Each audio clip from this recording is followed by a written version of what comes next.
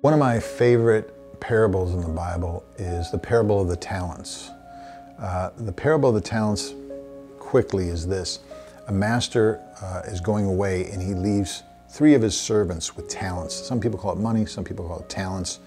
And he comes back after a long while and he goes to the first one who he gave 5 talents to, and he says, "What did you do with it?" And he said, "I worked it, I prospered with it, I got 5 more talents." And the master's happy and says, "Well done, good and faithful servant." Goes to the next one who had 2. "What'd you do with it?" He said, I worked it, did my best, got 2 more talents. He says, "Well done, good and faithful servant." He goes to the third person who had 1 talent. And that person said, "Look, I know how hard you work for these talents. I was afraid, I was nervous. I buried it in the ground." And the master's upset with him that he buried his talent. And the parable that Christ told, in essence, is talking about what did you do with the talents that God, that your Creator, gave you. And I've thought about that a lot throughout my life, always with the end result in mind. The end result meaning that when I meet my Maker, I hope that I'm like the first servant that looks at God and says, "These are the talents you gave me.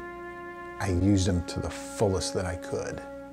It would crush me if I met my Maker one day and he showed me some talents and said, "You never used it."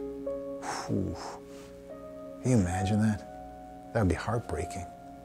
So when I write and produce and edit and dance and direct and act in these films and dance, I'm doing it, I'm just trying to push that as much as I can so that I use up whatever talent God's given me.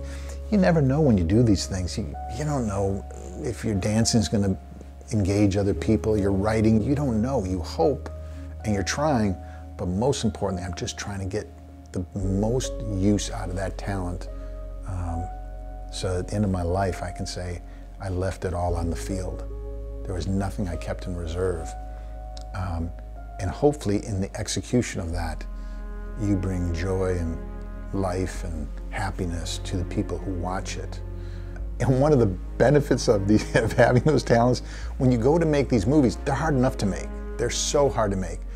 And when you go to find a director, you've got to work their schedule, you got to pay them, all that kind of stuff. Then you go get a writer, you got to option the material, all that kind of stuff.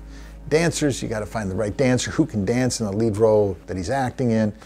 Well, the more of these things I did, the easier it was to make the film, because I'm like, okay, I wrote the script, I don't have to option it. I'm directing, I don't have to worry about the schedule.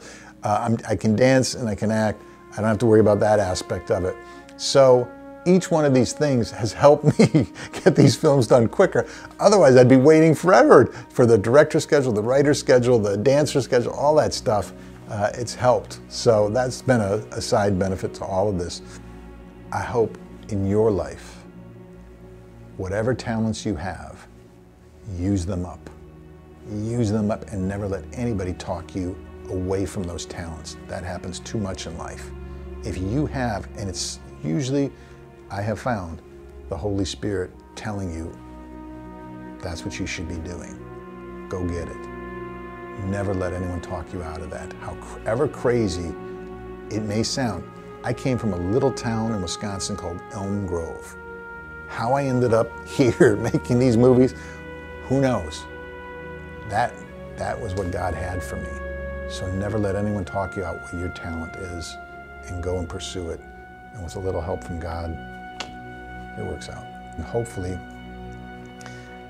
when I meet my Maker, he'll say, "Well done, good and faithful son. There were no more talents left. You used them all." That would be pretty cool. I'd be very happy if that were true.